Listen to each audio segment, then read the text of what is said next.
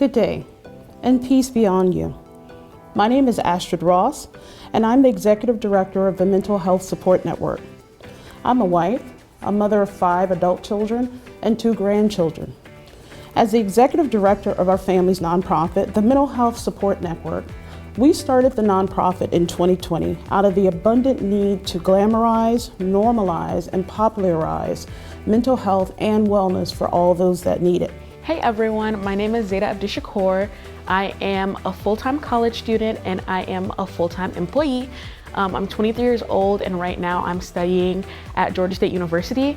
I'm a linguistics major and a deaf studies minor, and I work as an RBT and an assistant teacher at City of Knowledge School. Today we're going to discuss burnout.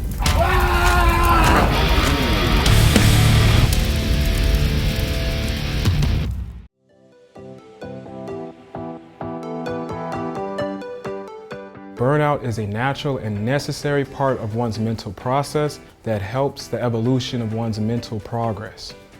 The term burnout was first used in the early 1970s by an American psychologist, Herbert Freudenberger. Freudenberger coined the term in a medical journal article to describe the effective stress and high ideas that people have on themselves, especially in caregiving professions. Freudenberger's description of burnout included physical symptoms like exhaustion, fatigue, headaches, gastrointestinal disorders, sleeplessness, and shortness of breath. Behavioral signs include frustration, anger, cynicism, and signs of depression. Freudenberger and his colleague Gail North created a list of phases of burnout. Burnout is now recognized as a legitimate medical disorder by much of the mainstream medicine profession.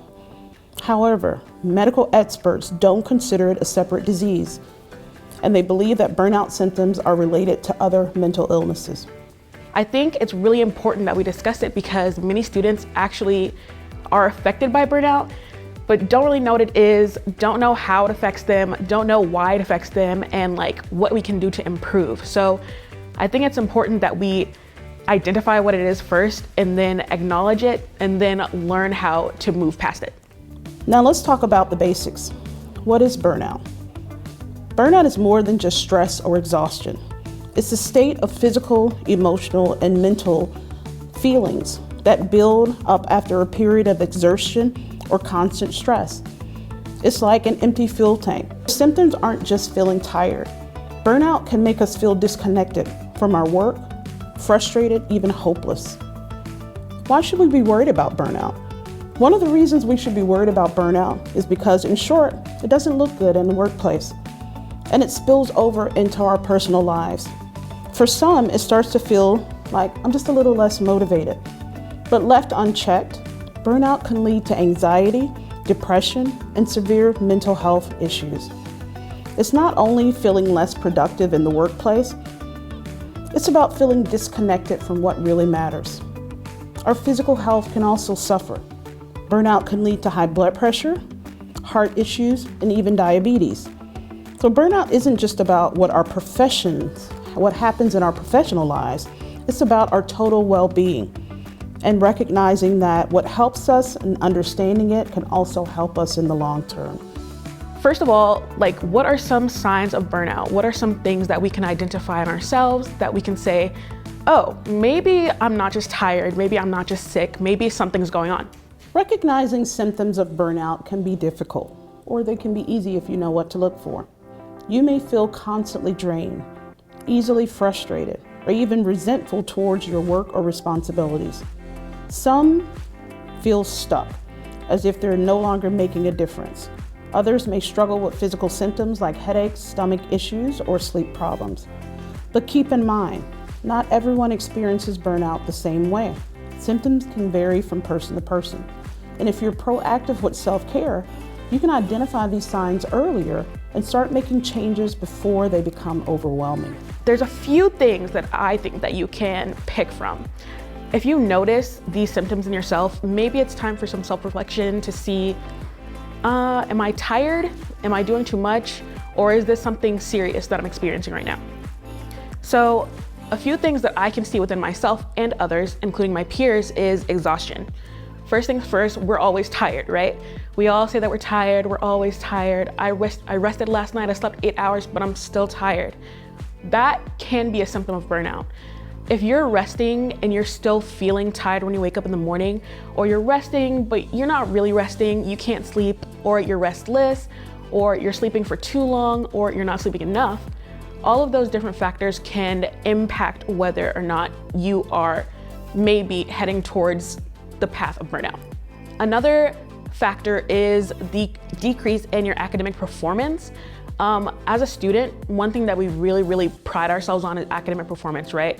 I know myself and my peers are really, not to toot my own horn, but we're great students. But we also like to keep on that level of saying, oh, I'm a great student, I'm a great student.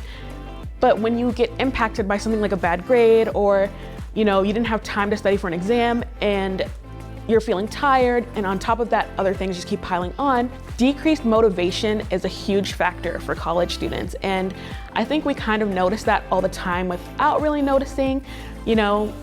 You've been in school for 15 weeks now, and you get up in the morning and you're ready, but you're not really ready, but you studied, but you're not really ready. And you start to notice all of these different things impacting you. I think that that's a really big sign of burnout for people, especially people who are typically on top of their game. You notice a huge factor change in your typical behavior. That's something that you should keep an eye on. Another feeling that college students don't always notice, but is definitely a factor, is detachment. Sometimes we can feel like we don't have enough friends, or we're not talking to our friends long enough, or the friends that we do have, we don't spend enough time with them. All of these different things can impact a college student's mood. If you are typically spending 2 hours with your friends outside of class time, but suddenly have a really big exam coming up and you're working and you don't really have the time to keep up with your friends, even though you typically make time for them, you can start to feel like your relationships are being affected or being impacted. A lot of college students don't get to spend enough time with their families as is, but when things are coming up like Thanksgiving break, but you have a big paper during Thanksgiving break, and you have a final exam right after Thanksgiving break, that can also impact how much time you spend with your family. Maybe instead of spending the night with your cousins playing games, you're in your room studying for a final exam. That doesn't seem like a big factor would change your behavior and your personality and how you feel, but that time that you spend with your family is super important. So to decrease it, to do things like academic work because you're stressed already or you're nervous, can also dig you deeper into the hole of burnout.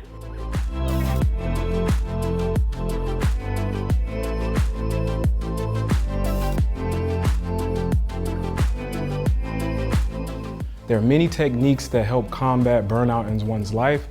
I will highlight 3 techniques that I personally use to help combat burnout in my everyday life.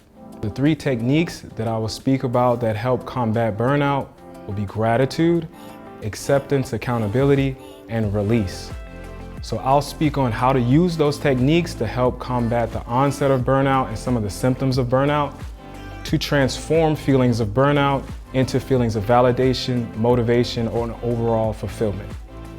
Using the practice of gratitude, one can look at their situation as something to be thankful for.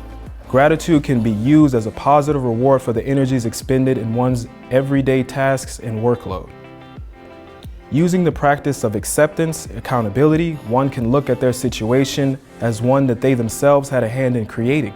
This helps maintain a positive and necessary level of control over one's situation that can help combat feelings of hopelessness in one's situation.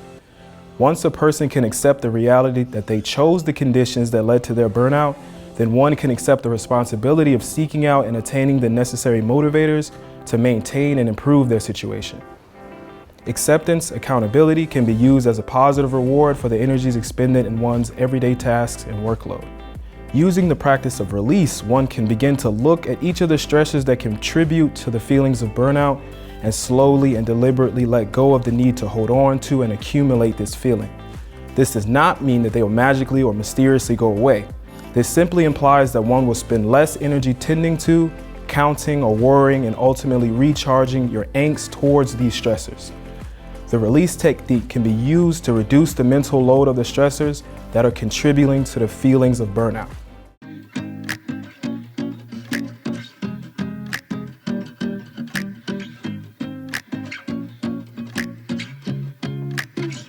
One super important thing that we talk about more recently, but not enough of, I think, is neglecting self-care.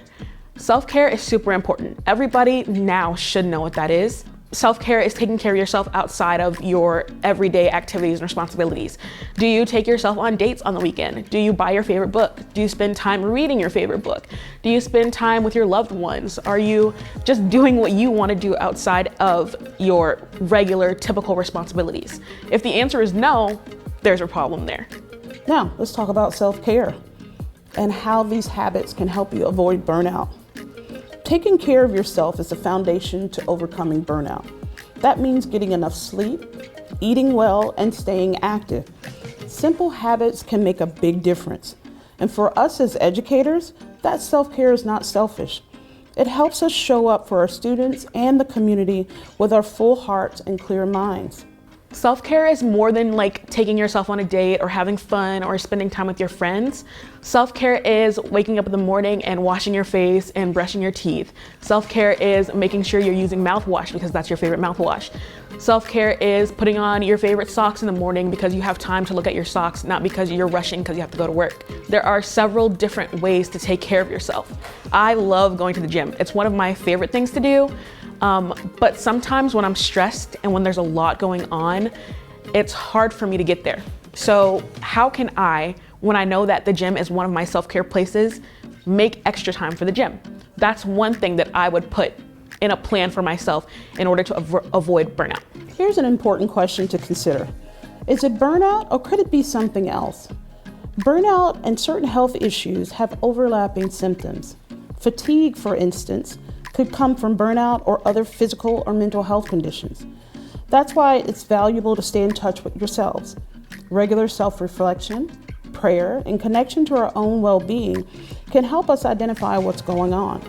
If you're struggling, we might benefit from speaking with a mental health professional or a trusted advisor.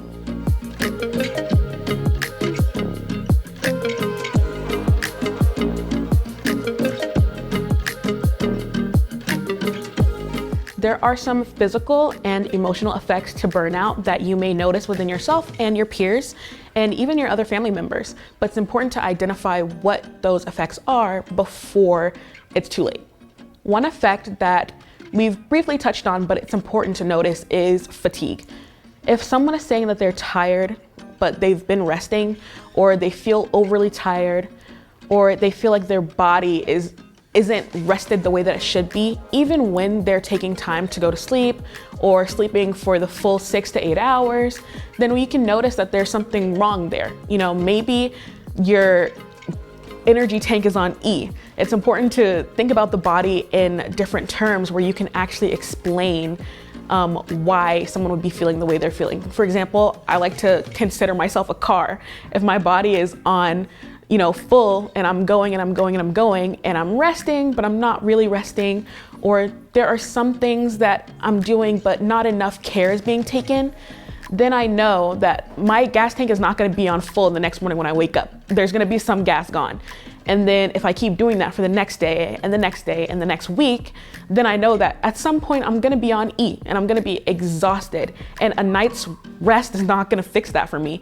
And that's when you should know that it's important to take time for you to actually rest, not just sleep, rest, relax your body, relax your mind, do different things that can assist you and help others around you to know that, okay, I'm exhausted, guys, I'm tired. And one night's sleep is not gonna help me. So what I'm gonna do is I'm gonna rest and I need to be left alone. Another factor is sleeping problems. If someone is sleeping and they're resting, but they're not feeling rested, there might be some underlying factors there. For example, is someone restless when they're sleeping? Are they sleeping but they're tossing and turning? Are they laying down in bed but they're not really sleeping? There are several other things that can impact a person's mental and physical well-being when you're not actually sleeping the way that you should be. And you can notice this when the person wakes up. Their behavior might be off, they might be in a bad mood, they might not be feeling it that day. And that's fine, but it can be prolonged. And when it's prolonged, we can notice a problem there. And then there are long-term impacts. Are you feeling like you can't move certain parts of your body? Are your limbs tired in the morning? Are you feeling like you're having headaches and migraines and you can't really fix these problems even with sleep? That's when you know that you're heading toward the path of burnout. And there are long-term effects of burnout too, not just being tired from not resting long enough, not something that will be fixed in a week's worth of rest. If you are pushing yourself and you're burnt out, you should know that it'll impact your immune system as well. It'll impact your digestive system. There are long-term effects in different aspects that will take over your life. And as a student, our health is really a big priority. If we can't make it to class that day because we're feeling sick, but then we're also feeling sick the next day, so we can't make it to that class either, and it keeps going and is prolonged, we're impacting not only our mental health, our physical health, but now we're impacting our academic health and our social life, and that's a problem. When we're impacted physically, we're also impacted emotionally, and our mood and how we interact with other people on the day-to-day is super important. None of us just sit in a room all day and sit and don't communicate and just live our lives that way. It is necessary for us to have human connection throughout the day. In order to connect with others, we have to be ourselves. We have to have our own personalities at full bloom, and you can't do that if you're burnt out. If you're burnt out and you don't want to speak and you don't want to listen, and you just can't participate in society that way. It's not possible. So it's important that you take care of yourself first so that you're able to take care of others. You're able to speak to others. You're able to be on your best behavior in situations where you need to be. You're able to have academic and professional behavior in the environments that you live in the day-to-day.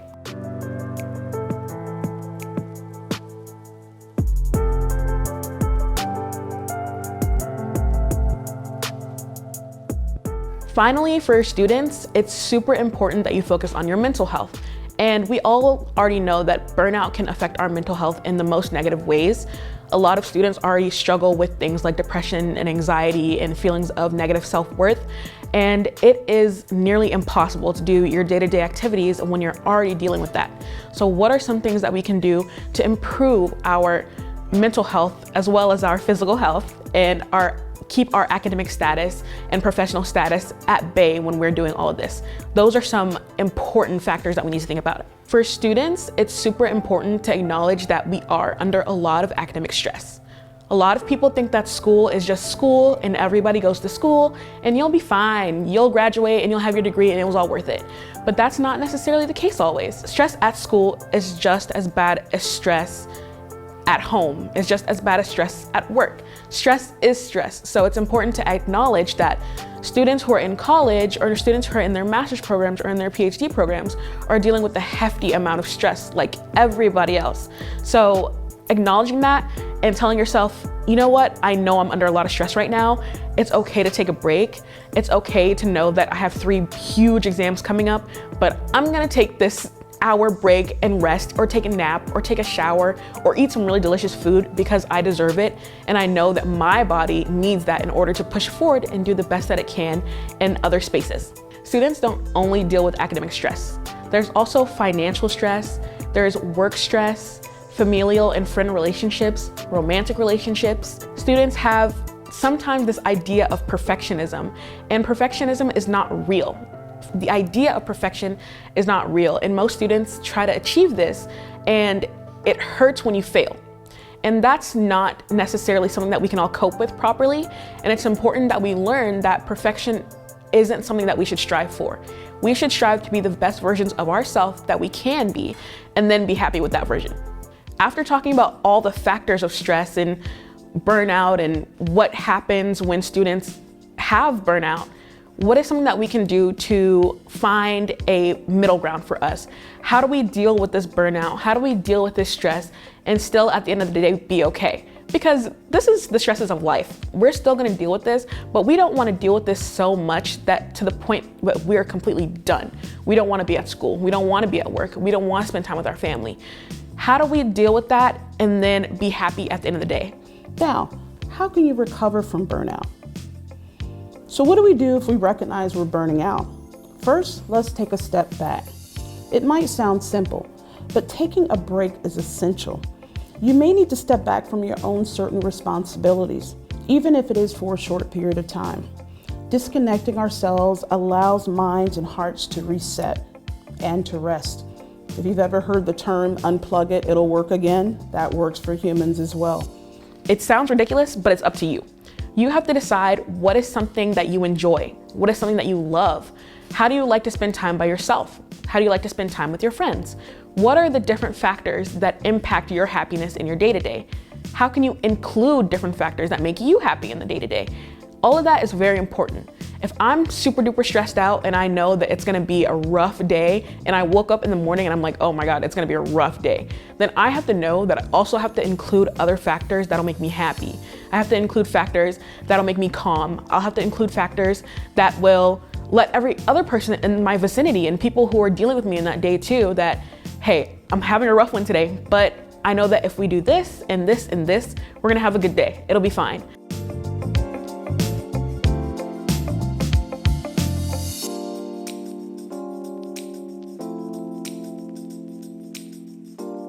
That's also important for us to acknowledge, and I can't tell you what that is. That's up to you to decide. It's up for you to understand yourself and your personality and your friends and family and your workplace and your school. What can you do for yourself to make it better? And that's what I challenge you all to do today. Find the different factors that are important for you, the different activities that you like to do, the different places you like to go, what do you like to eat? Maybe you can make a list, and you can try to incorporate something every day and feel better about it. That way you won't burn yourself out and you'll feel better when you wake up in the morning. Next, seek support. Reach out to friends, families, or even a counselor, people who you can trust and who can offer a listening ear. Sometimes simply talking about the challenges that you're experiencing can help lighten the load. And let's remember to practice self-compassion. Burnout can make us feel guilty or weak. But admitting we're burned out is a strength, not a weakness. It shows we're self-aware and we're ready to take on the challenge of getting better. Now, let's talk about some proactive steps to avoid burnout. How can we avoid burnout altogether? Let's start by not overloading ourselves. I like to think of the saying, don't let your eyes be bigger than your stomach.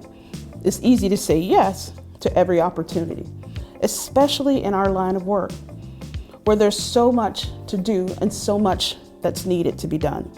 But if we're constantly overburdened, we're not helping anyone, not ourselves and not our students. Also, let's build in effective breaks.